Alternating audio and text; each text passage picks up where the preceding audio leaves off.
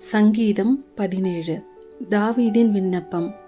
கர்த்தாவே, நியாயத்தை கேட்டருளும், என் கூப்பிடுதலை கவனியும். கபடமில்லாத உதடுகளினின்று பிறக்கும் என் விண்ணப்பத்திற்கு செவிகொடும். உம்முடைய சந்நிதியிலிருந்து என் நியாயம் வெளிப்படுவதாக. உம்முடைய கண்கள் நியாயமானவைகளை நோக்குவதாக. நீர் என் இருதயத்தை பரிசோதித்து ராக்காலத்தில் அதை விசாரித்து என்னை புடமிட்டு பார்த்தும் ஒன்றும் காணாதிருக்கிறீர். என் வாய் மீறாதபடிக்கு தீர்மானம் பண்ணினேன். மனுஷரின் செய்கைகளை குறித்து நான் உம்முடைய உதடுகளின் வாக்கினாலே துஷ்டனுடைய பாதைகளுக்கு விலக்கமாய் என்னை காத்து கொள்ளுகிறேன்.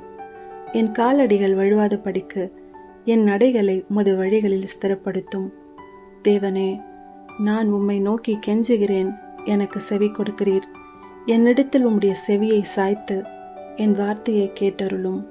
உம்மை நம்புகிறவர்களை அவர்களுக்கு விரோதமாய் எழும்புகிறவர்களின் நின்று உமது வலது கரத்தினால் தப்புவித்து ரட்சிக்கிறவரே, உம்முடைய அதிசயமான கிருபையை விளங்க பண்ணும். கண்மணியைப் போல என்னை காத்தருளும். என்னை ஒடுக்குகிற துன்மார்க்கருக்கும் என்னை சூழ்ந்து கொள்ளுகிற என் பிராண பகைஞருக்கும் மறைவாக உம்முடைய செட்டைகளின் நிழலிலே என்னை காப்பாற்றும். அவர்கள் நினந்துண்ணி இருக்கிறார்கள், தங்கள் வாயினால் வீம்பு பேசுகிறார்கள். நாங்கள் செல்லும் பாதைகளில் இப்பொழுது எங்களை வணைந்து கொண்டார்கள்.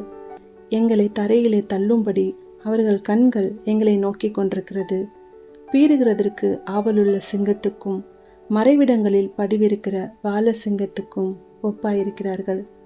கர்த்தாவே, நீர் எழுந்திருந்து அவனுக்கு எதிரிட்டு அவனை மடங்கடியும்.